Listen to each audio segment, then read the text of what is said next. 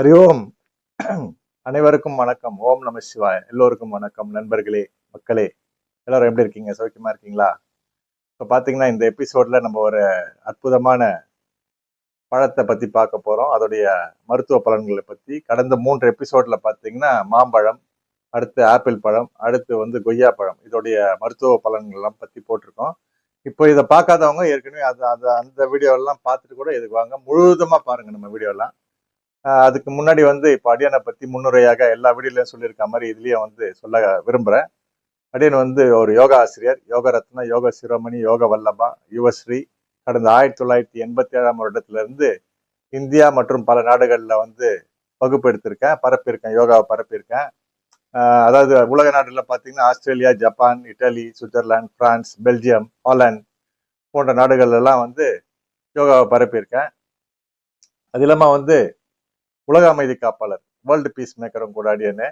இங்க இந்தியாவில் கடந்த 1985ஆம் வருடத்துல இருந்து சுமார் 3 லட்சம் கிலோமீட்டருக்கு மேல மிதிவண்டியும் 6 லட்சம் கிலோமீட்டருக்கு மேல இருசக்கர வாகனம் மோட்டார் சைக்கிள்லயும் உலக அமைதிக்காக பயணித்து உள்ளேன்.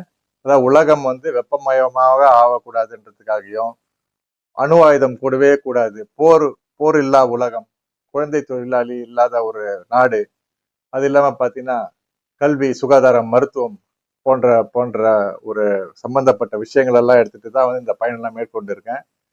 ஸோ இப்ப சமீபத்துல கூட பாத்தீங்கன்னா மகா கும்ப மேளாவுக்கு 144 வருஷத்துக்கு ஒரு வாட்டி வருது மகா கும்ப மேளா. எல்லாருக்கும் தெரிஞ்ச விஷயம். அது ஒரு 5100 கிலோமீட்டர் 10 மாநிலங்கள்ல அடியன் இங்க இருந்து பைக்லயே, மோட்டார் பைக்லயே சென்னையில இருந்து சுற்றி வந்திருக்கேன். சுற்றி வரும்போது பாத்தீங்கன்னா இங்க நம்ம அந்த திரிவேணி சங்கம் மகா கும்பமேளா ஒரு தீர்த்தம், இது முக்கியமான தீர்த்தம். அதனால்தான் இந்த எபிசோட்ல இதை காட்ட விரும்புறேன். கடந்த ஒரு 3 எபிசோட்லயும் காட்டியிருக்கேன். இது நான் அனைவருக்கும் கோடான கோடி மக்கள் இதை பாக்குறவங்களுக்கு எல்லாம் இதை கொடுக்க முடியாது. அதனால இதை கொடுத்ததா நீங்க நினைச்சுக்கோங்க. எல்லாருக்கும் இந்த தீர்த்தம், இதை பாக்குறவங்க எல்லாருக்கும் அனைத்து நீங்க நினைச்ச காரியம்லாம் நல்லா நடக்கும். நீங்க எல்லாம் நல்லா இருக்க போறீங்க, எல்லாரும் நல்லா இருப்பீங்க. அதுக்காக தான் இந்த தீர்த்தத்தை அப்படியே வச்சிருக்கேன். இது எல்லாருக்கும் தெளிச்சா மாதிரி நினைச்சுக்கோங்க. ஓம் நம சிவாய.